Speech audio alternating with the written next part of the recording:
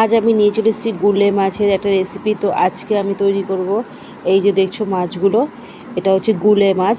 তো এই মাছটাকে কিন্তু প্রত্যেকবারের মতো আজকেও কিন্তু আমি বাড়িতেই যে মাসি দিয়ে যায় মাছ, তো তার থেকে কিন্তু মাছগুলো রেখেছি এবং সেই কিন্তু কেটে দিয়েছে মাছগুলো।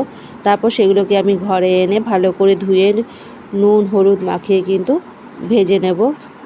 আর এখানে কিন্তু আমি মাছটাকে করব বেগুন দিয়ে, বেগুন আর সর্ষে বাটা দিয়ে করব আমি এই মাছটাকে। তো তার জন্য কিন্তু এখানে আমি বেগুন পাতলা করে কেটে নুন হলুদ দিয়ে কিন্তু সেই মাছ যে ভেজেছিলাম সেই মাছের তেলে কিন্তু বেগুনটাকে ভেজে নেব। বেগুন যতক্ষণে ভাজা হচ্ছে ততক্ষণে কিন্তু এখানে আমি মশলা করে নিচ্ছি। সর্ষে আমি বেটে নেব, আর তার সাথে দিয়েছি কিন্তু এখানে আমি রসুনের কটা কোয়া দিয়েছি, আমি ভালো করে কিন্তু বেটে নিয়েছি। বেগুন যখন ভাজা হয়ে গেছে তার মধ্যে দিয়েছি কালো জিরে ফোড়নটা দেওয়ার পর আমি তার মধ্যে দিয়ে দিয়েছি সর্ষে বাটা, আর তার মধ্যে দিয়ে দেব বাকি একে একে মশলাগুলো। যেমন এখানে দিয়েছি আমি একটু বেশি করে কিন্তু নুনটা দিয়েছিলাম, তাই আমি কিন্তু এখানে আর নুনটা দিলাম না। আর এখানে আমি দিয়ে দিচ্ছি কিন্তু যেই টমেটো সস আমি বানিয়েছিলাম সেই টমেটো সসই কিন্তু এখানে আমি দিচ্ছি, যেহেতু আমার কাছে টমেটো ছিল না, ঘরে টমেটো ছিল না বলেই কিন্তু আমি টমেটো সস এখান থেকে দিয়েছি। আর দিয়েছি এখানে আমি লঙ্কার গুঁড়ো আর হলুদ। নুনটা তোমাদের যেহেতু আমি বলেছিলাম আগের থেকে বেশি করে দেওয়া ছিল, তাই আমি নুনটা দিইনি।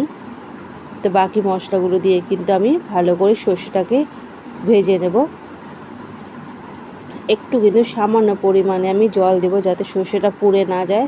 সর্ষেটার সাথে কিন্তু বেগুনটাকে ভালো করে আগে একটু ভেজে নেব।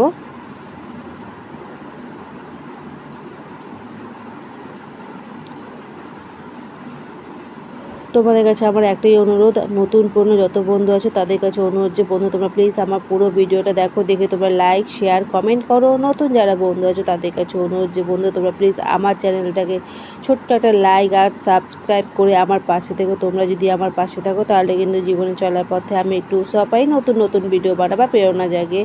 তাই বলছি কেউ কারো হাত না ছেড়ে চলো আমরা একে অপরে হাত ধরে পথ চলি, তাহলে কিন্তু আমরা এখানে যেই উদ্দেশ্য নিয়ে নেমেছি সেই উদ্দেশ্যে কিন্তু তাহলে আমরা সফল হতে পারি।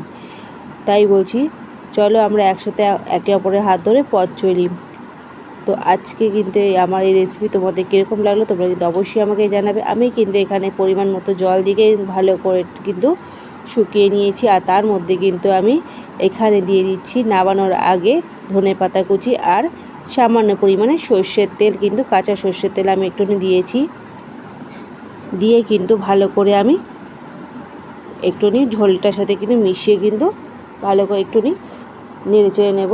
তারপর এর মধ্যে দিয়ে দেবো কিন্তু আমি